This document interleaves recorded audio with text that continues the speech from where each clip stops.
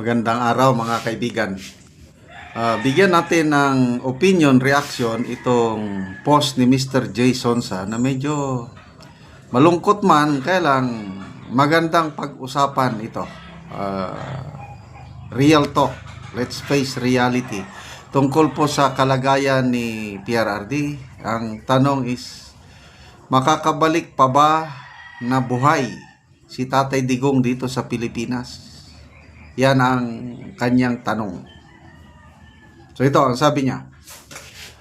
Bagamat may balitang nagsampa ang mga abogado ni former President Rodrigo Duterte ng interim release sa International Criminal Court, nariyan din ang ulat ng kanyang panganay na anak na malaki ang inihulog ng katawan ng dating presidente. Pumayat daw po si Tatay Digong ayon kay Congressman Pulong Duterte. So yun. So ito, may request na interim release. Datapwat kung payagan mang makalabas ng kulungan si Mayor Digong, hindi ito nangangahulugang makakauwi ito sa kanyang sariling tahanan. Mananatili ito sa isang bansang banyaga na kukupkup pansamantala sa kanya. So wag tayong aasa, hindi siya uwi ng Pilipinas pag makalabas siya sa isang bansa na hindi pa malaman kung saan. Malaki ang posibilidad na maaring hindi na makabalik na buhay si Mayor-elect Duterte sa Davao City.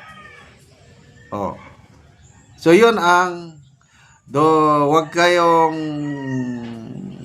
mag-isip na kung ano si Mr. Jason Sa napatunayan niya na ang kanyang loyalty sa mga Duterte. Nagre-real talk lang siya. Malaki ang posibilidad na hindi na makabalik ng buhay si Mayor Digong. Anong mga rason niya? Una, siya ay 80 anyos na at nasa takip silim na ng buhay.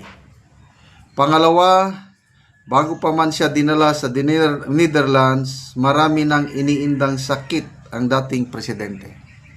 Katunayan, hirap na rin siya sa kanyang panimbang at kailangan na niya ng alalay. Di ba, may sungkod na siya, may alalay. So, 80 years old, ano na, talagang last 2 minutes na yan sa buhay ng isang tao. Kaya kinakailangan ngayon pa lamang, ito na yung real talk, kinakailangan ngayon pa lamang ay tanggapin ng kanyang pamilya at mga nagmamahal sa kanya ang katotohanang maaring maganap ito sa malapit na hinaharap. Ibig sabihin yung bawian na siya ng buhay. Hopefully doon sa bansa na kanyang pupuntahan. Huwag lang naman sa kulungan. Ang hirap yung doon siya sa kulungan mabawian ng buhay. Kung matuloy man, ano? Oras na mangyari ito, mauukit sa kasaysayan ng bansa na siya ang kauna-unahang presidente ng Pilipinas na ipinagkanulo ng sariling gobyerno. Ang pagpapatapon kay Ginoong Duterte sa labas ng bansa ay isang bangungot sa lahing kayumanggi. Medyo maiyak-iyak na ako. Yes, these are all possibilities. Itong sinasabi ni Mr. Jason. Ang sakit. At yun na nga, kung mangyari yan, sa aking pamilya, mga anak, mga apo, talagang iuukit ko sa kanila ang ginawa ng administrasyong ito sa isang dating pangulo na maraming nagawa. If not the best president we ever had. Yun, itinapon, ipinakulong. So yan ang legacy ng administrasyong ito. Tanging alaala ang maiiwan ni Mayor Digong bilang isang leader na sinikap na linisin ang lipunan mula sa salot ng dulot ng bawal na gamot at mga rebuilding terorista na nais agawin ang gobyernong nagsalig sa malayang lipunan at demokrasya. Iiwan niya ang isang legasiya ng pagsisikap na magkaroon ng isang makatotohanan at makabuluhang pamamahala. Yes, sa dalawang legacy ito, the best legacy, Tatay Digong, the worst legacy, itong administrasyong ito. Sa mga nagtatanong kung makakauwi ba si Digong na buhay sa kanyang tahanan sa Davao City sa malapit na hinaharap, ang tapat na kasagutan ng inyong lingkod ay malamang at sa hindi ay malabo na, maliban, ito maganda naman to, maliban na nga lamang kung may kakaibang pangyayari na magiging susi o daan sa pagbabalik sa kanya ng buhay sa Pilipinas. Sana meron nga. So, hindi pa naman, it's not hopeless. May pag-asa pa.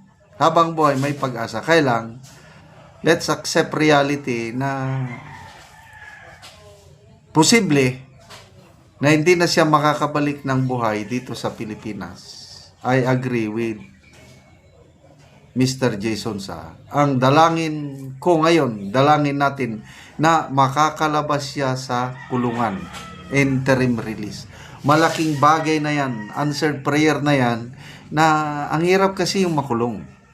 At least kung makalabas siya, dadalhin siya sa isang bansa na banyaga, kukup-kup sa kanya, at least ma-enjoy naman niya ng buhay, parang nagbakasyon lang, nagturista sa bansang iyon. At tayo naman, mga nagmamahal sa kanya, kung malapit lang sa Pilipinas, sana nga Japan.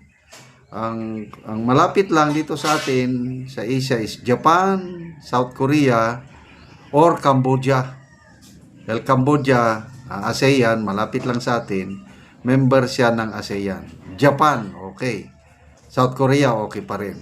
Kailang, tingin ko kung ako lang inyong opinion ko lang ito, baka doon din sa Netherlands. Para mas malapit siya sa trial kung kailangan niya. So, pagdasal po natin ang ating minamahal na Tatay Digong. Salamat mga kaibigan sa inyong pagsubaybay sa ating channel. Nakakatulong kayo ng malaki sa tribong Talandig ng Bukidnon. Dahil ang sweldo natin sa channel na ito is pantulong natin sa tribo. Namimigay tayo ng mga yero at pako para ang tribong Talandig makapatayo ng mas disenteng tirahan. Panoorin ninyo ang video na ito. Si tatay ang natagaan ng Ugero. Ipunsod sa among mga pobre. Salamat siya sa nag-sponsor ani nga dunay naluoy daw sa ilang tatay nga ba sila mga pobre.